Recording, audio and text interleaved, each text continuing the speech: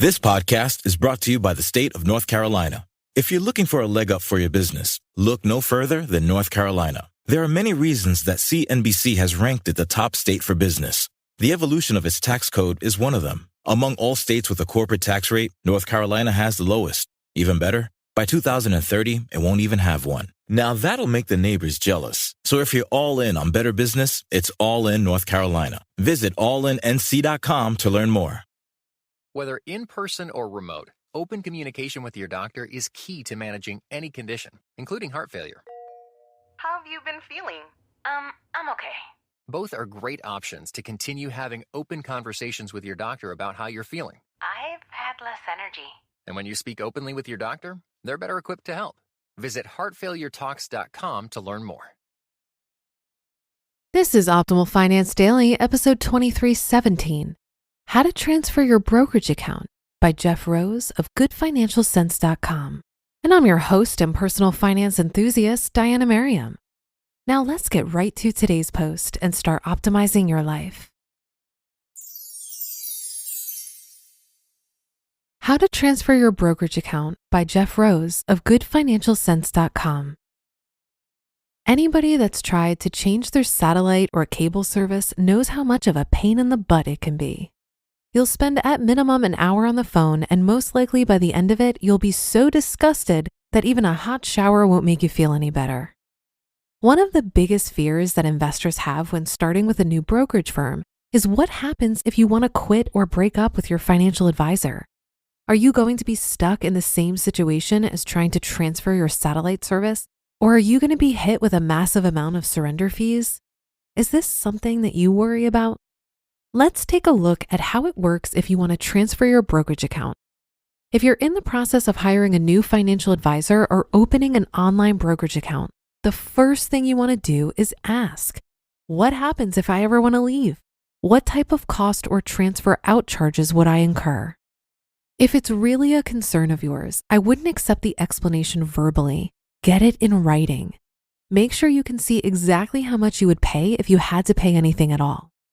Many people don't realize how easy it is to actually transfer your brokerage account elsewhere.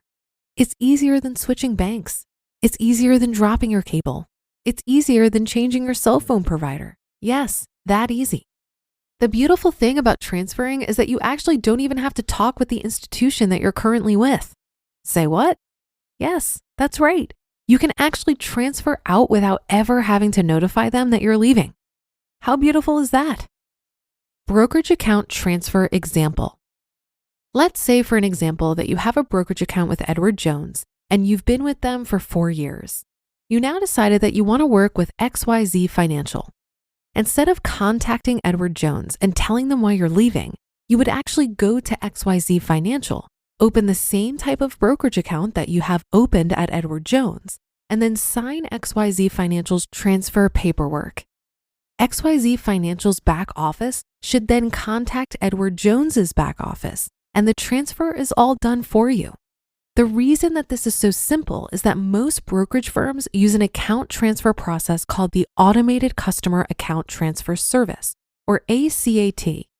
The rules that govern the ACAT system require firms to complete various pages in the transfer process and in a very specific period of time window.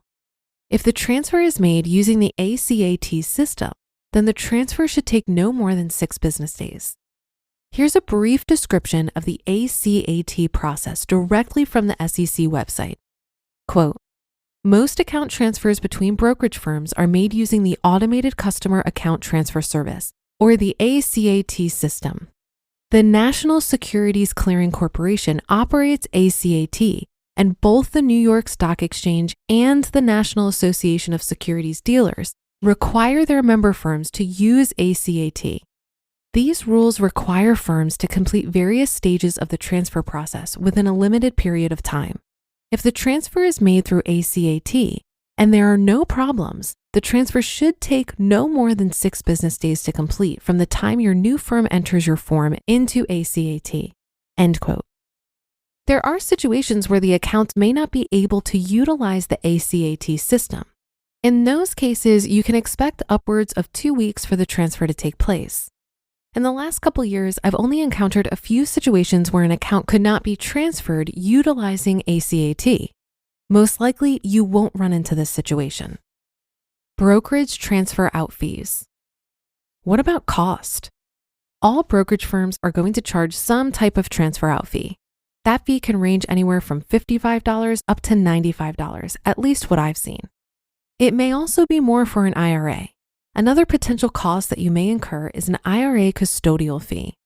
I know some firms will charge you both for the transfer out fee and a prorated cost of the IRA custodial fee. I know in one case, a client had to pay $115 to transfer out his IRA. Ouch.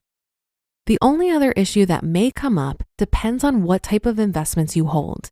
I've seen some mutual funds that aren't able to be transferred in kind, so they have to be sold at the brokerage firm that you're currently with before the account can transfer.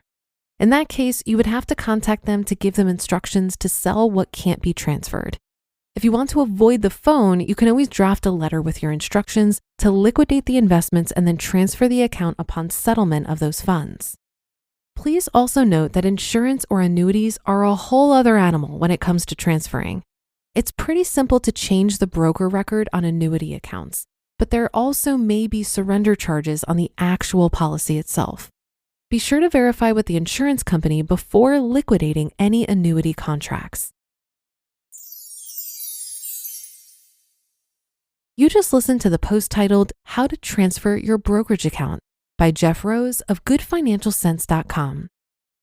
This podcast is brought to you by the state of North Carolina. If you're looking for a leg up for your business, look no further than North Carolina. There are many reasons that CNBC has ranked it the top state for business. The evolution of its tax code is one of them. Among all states with a corporate tax rate, North Carolina has the lowest. Even better, by 2030, it won't even have one. Now that'll make the neighbors jealous. So if you're all in on better business, it's all in North Carolina. Visit allinnc.com to learn more. Support for this podcast comes from Delmarva Power. Now you can make saving money part of your business with Delmarva Power's Energy Savings for Business program. Designed to fit every type of business, the program offers financial incentives that can cover up to 50% of the cost to upgrade to energy-efficient lighting, HVAC, and more. By using more efficient equipment, your business will save money every month on your electric bill for years to come. Learn more at delmarva.com/power savings. I think this was a helpful article for anyone wanting to break up with their financial advisor. But in my experience, sometimes it's not as easy as it sounds. A close friend of mine recently dumped her Northwestern Mutual advisor and wanted her brokerage and Roth IRA transferred to Vanguard so she could self-manage it. She opened her Vanguard accounts and did her best to fill out the correct paperwork, but unfortunately, she filled it out incorrectly.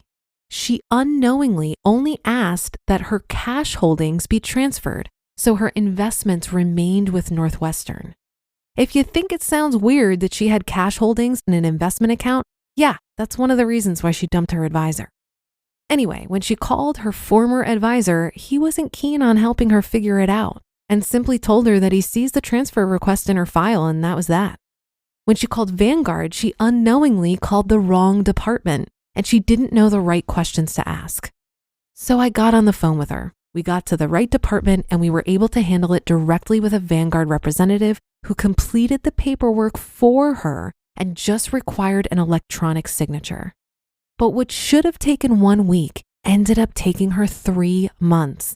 And we were worried that she was getting past the 60-day window for IRA rollovers, since we didn't know the status of where her money was. The IRS stipulates that you have 60 days from the date you receive a distribution from an IRA to roll it over into another IRA. So if you want to dump your advisor, I'm all about it. Just make sure you really pay attention to the paperwork and request the transfer over the phone so an agent can walk you through the process. And that's it for today. Thank you for listening and being a follower or subscriber of the show. Have a great rest of your day, and I'll see you tomorrow where your optimal life awaits.